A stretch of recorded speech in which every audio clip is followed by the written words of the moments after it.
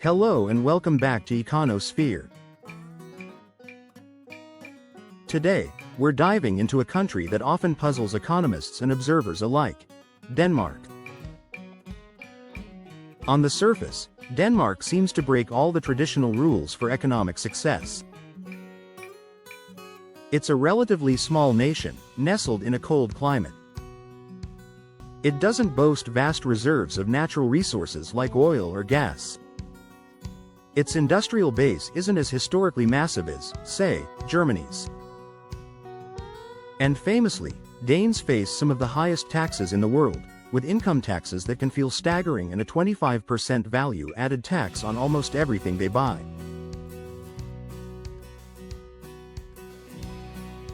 Adding to the puzzle, Danish workers enjoy shorter working hours compared to many of their developed nation counterparts. Yet, despite these apparent headwinds, Denmark consistently ranks among the wealthiest and most prosperous countries on the planet. Its economy is remarkably stable, Danish companies are often global leaders in their fields, and its citizens benefit from comprehensive social safety nets including free education, universal healthcare, and famously high living standards.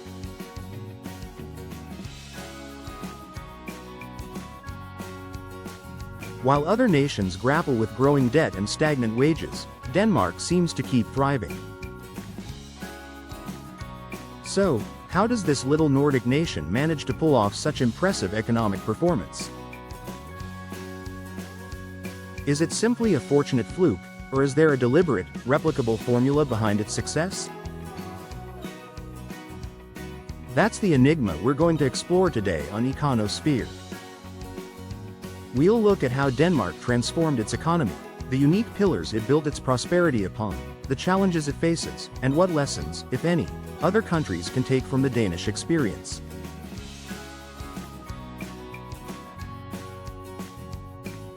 To understand modern Denmark, we first need a brief look back. It might surprise you to learn that Denmark hasn't always been the picture of prosperity we see today. For centuries, it was primarily a poor agricultural society. While neighbors like Britain, Germany, and France powered ahead with industrialization in the 19th century, Denmark remained largely dependent on farming and fishing, particularly dairy and meat exports.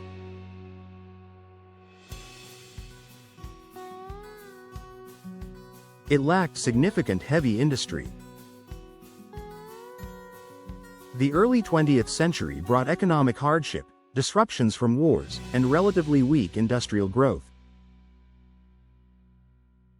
However, the period after World War II marked a critical turning point. Although occupied during the war, Denmark's infrastructure largely survived intact. Faced with a choice: remain a low-productivity agrarian economy or modernize and engage with the burgeoning global economy, Denmark chose the path of integration. Over the following decades, Denmark actively opened its economy. It joined key European economic blocs, which provided access to vast new markets far beyond its small domestic consumer base.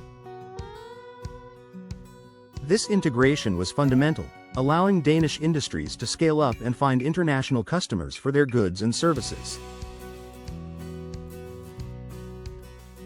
Hand in hand with economic integration, Denmark, along with its Nordic neighbors, began to build what became known as the Nordic model. This is essentially a hybrid system that blends the dynamics of a market economy with a very strong welfare state. And Denmark made key strategic investments in its people. Education became a cornerstone. University and vocational training were made free, accessible to all citizens. But it didn't stop there. There was a national emphasis on lifelong learning and adaptability. Think of it like this: instead of viewing education as a one-time event at the start of your career, Denmark sees it as an ongoing process, ensuring its workforce remains skilled and relevant in a changing global economy.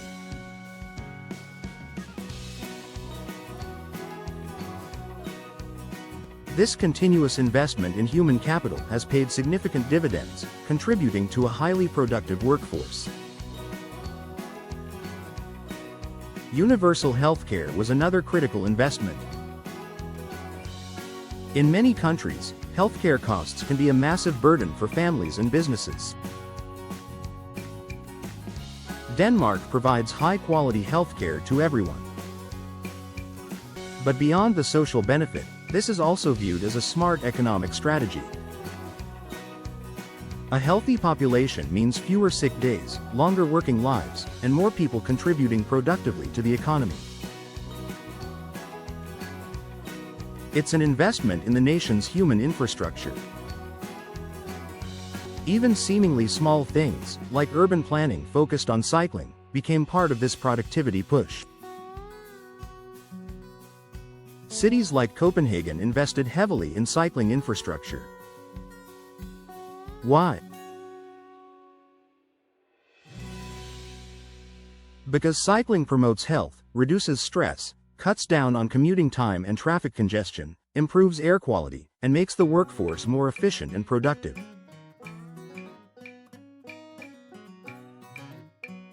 These aren't just quality of life perks. They're seen as contributors to economic output. Now, building this extensive welfare state and making these significant investments required substantial funding. In the late 1960s, Denmark made what seemed like a radical decision. It dramatically expanded its welfare state and funded it through significantly higher taxes. The tax-to-GDP ratio soared. Critics, then as now, warned that such high taxes would cripple businesses and make the economy uncompetitive. But something different happened. The resulting well-educated, healthy, and secure population became one of Denmark's greatest assets. Yet, that alone doesn't fully explain the economic dynamism. The real key lies not just in the level of taxation, but in what Denmark chooses to tax heavily and what it taxes relatively lightly. Unlike many countries that place a heavy tax burden directly on businesses and their payrolls, Denmark shifts a much larger portion of the tax load onto personal consumption and income.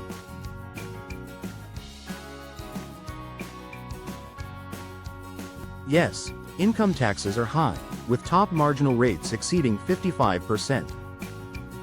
And that 25% VAT on most goods and services is one of the highest globally. This might sound like a deterrent to work and spending, but here's the strategic trade-off. Corporate taxes in Denmark are relatively low.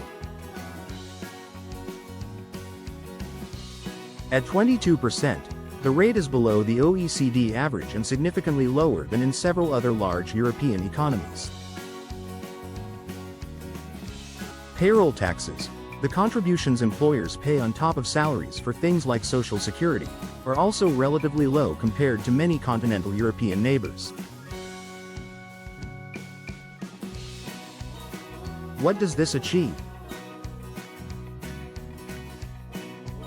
By keeping corporate and payroll taxes lower, Denmark makes it less expensive for businesses to hire, invest, and expand.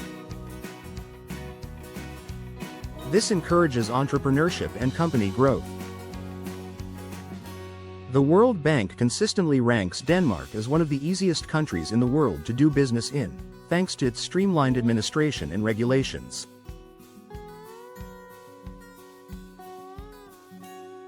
This environment fosters innovation and a high startup rate. The logic here is that corporate profits eventually find their way to individuals anyway, as dividends or capital gains when shares are sold. By taxing individuals heavily when they receive this income or when they consume goods and services, the government collects significant revenue without directly penalizing the act of running a business or creating jobs.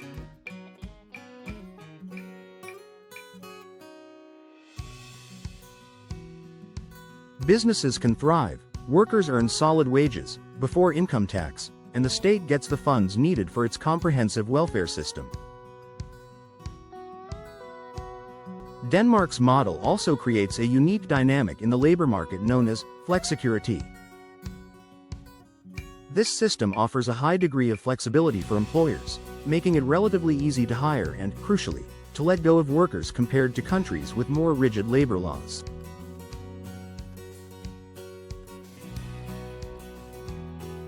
Think of it like a flexible job market entry and exit ramp. But the crucial second part of flexicurity is the security. When workers lose their jobs, they are not simply left to fend for themselves. The safety net is robust. Unemployed individuals can receive generous unemployment benefits, often up to 90% of their previous salary for a significant period, depending on their history and union agreements.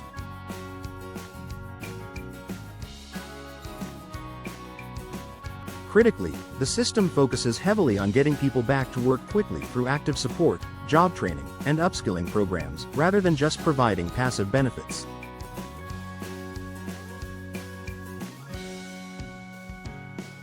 This combination means companies are less hesitant to hire during good times because they know they can adjust their workforce if conditions change. And workers, while facing the possibility of losing a job, have a strong safety net and active support to find new employment, reducing the fear and disruption often associated with layoffs.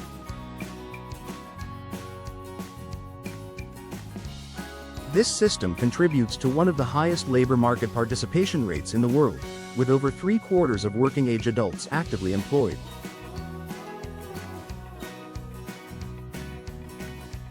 Perhaps the most fundamental pillar supporting the entire Danish model is trust.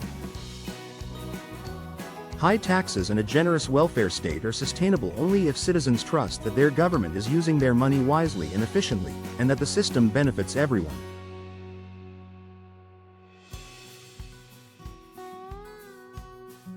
Denmark consistently scores at the very top globally for social trust and trust in government institutions. Why? Government spending is highly transparent, and the quality of public services, healthcare, education, infrastructure, is visibly high. Danes see tangible results for their tax money. Instead of viewing high taxes as a burden or theft, many see them as an investment in their society and collective well-being. This high level of trust fosters social cohesion and makes the high-tax, high-welfare model politically and socially viable. This trust is also intrinsically linked to Denmark's low level of inequality. Denmark has one of the lowest Gini coefficients, a standard measure of income inequality, in the world. Policies like the progressive tax system, which means higher earners pay a larger percentage of their income in taxes, and support for low-income families through benefits and housing assistance, actively work to redistribute wealth and opportunity.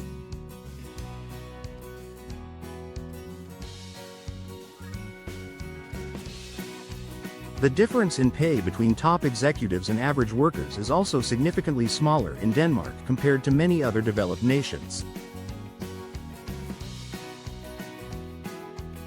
A strong, stable middle class is both a result of and a driver for this equitable system. Beyond its tax structure and social model, Denmark has cultivated specific areas of global economic strength. For a small country with limited natural resources, its success in global industries is remarkable.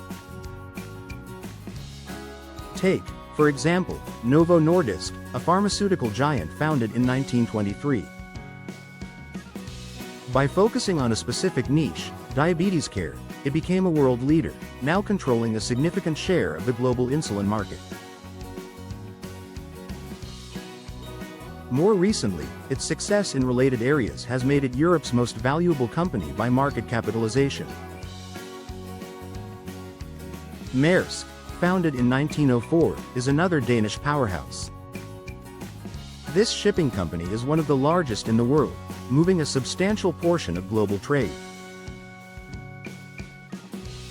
Its success leverages Denmark's strategic geographic location between the North Sea and the Baltic. And then there's wind energy. Back in the 1970s, when most nations were focused on fossil fuels, Denmark made an early and sustained bet on wind power. At the time, it seemed like an unusual choice, with renewables seen as expensive and unreliable. But Denmark stuck with it, investing in research and infrastructure. Today, that foresight has paid off massively.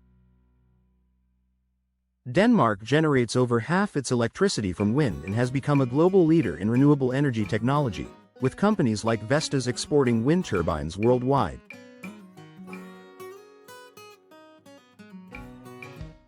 This strategic investment not only enhanced energy security but also created a new, high-value export industry. However, the Danish model isn't without its challenges.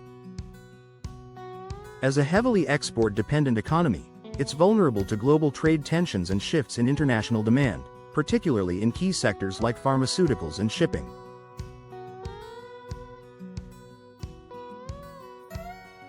Domestically, pressures are mounting on the welfare state. Immigration has contributed significantly to population growth and helped fill labor shortages, but questions remain about the long-term integration and economic contribution of all new arrivals.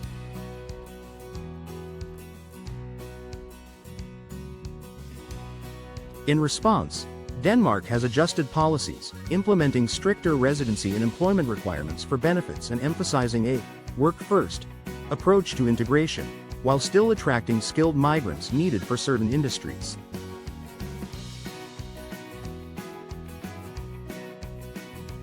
Like most developed nations, Denmark is also grappling with an aging population. More elderly citizens mean higher healthcare costs and a smaller proportion of working-age taxpayers supporting the system. This puts pressure on pensions and welfare services. Yet, Denmark's history suggests its strength lies in adaptability. The same capacity for pragmatic reform that guided its post-war modernization and the development of the welfare state is now being applied to these new challenges.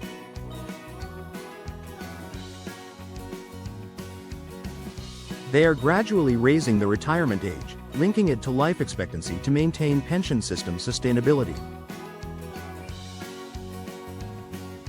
They are rapidly digitizing public services to improve efficiency and ease labor shortages.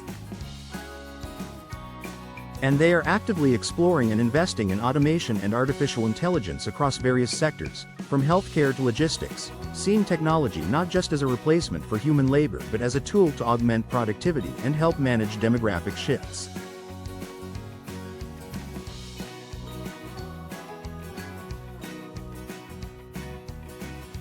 The hope is that the wealth and trust built over decades position Denmark well to navigate these transitions while maintaining its core social contract. So, can other countries simply copy and paste the Danish model? It's complicated. Denmark benefits from specific historical, geographical, and social factors that are not easily replicated. Its relatively small size, with a population under 6 million, makes governing, coordinating public services, and maintaining a high-trust society arguably easier than in much larger, more diverse nations. Building the level of social and governmental trust seen in Denmark takes generations of consistent good governance and shared values. Countries with histories of political instability, corruption, or deep social divisions would face significant hurdles in implementing a similar high-tax, high-welfare system that relies so heavily on collective buy-in.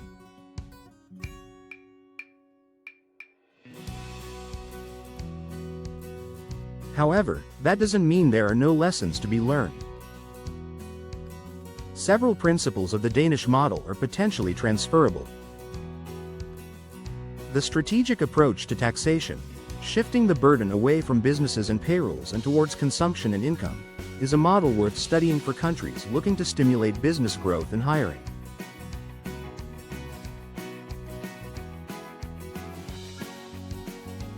The unwavering commitment to investing in human capital through education and lifelong learning is a clear driver of long-term productivity.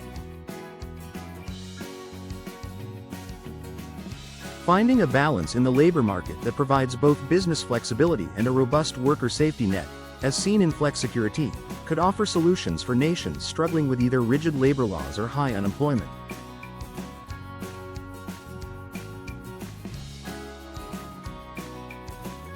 And fundamentally, the Danish experience underscores the critical importance of building and maintaining trust between the government and its citizens through transparency, effective governance, and reliable public services.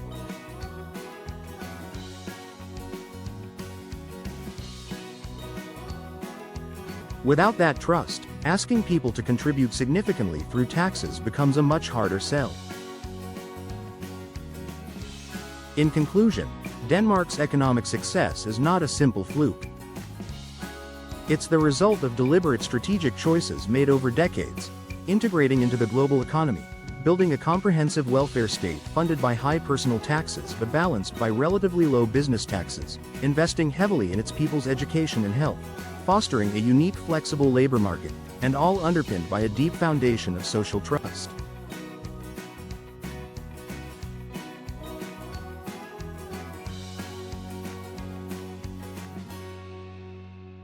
While the specific model may be hard to replicate wholesale, the underlying principles of strategic investment, smart taxation, labor market balance, and trust offer valuable insights for any nation seeking sustainable prosperity, security, and social equity.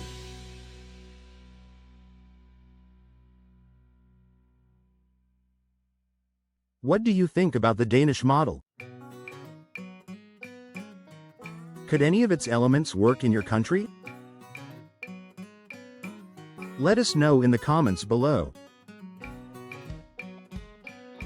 If you found this exploration of Denmark's economic enigma insightful, please give this video a like and subscribe to EconoSphere for more deep dives into global economies. Thanks for watching, and we'll see you in the next video.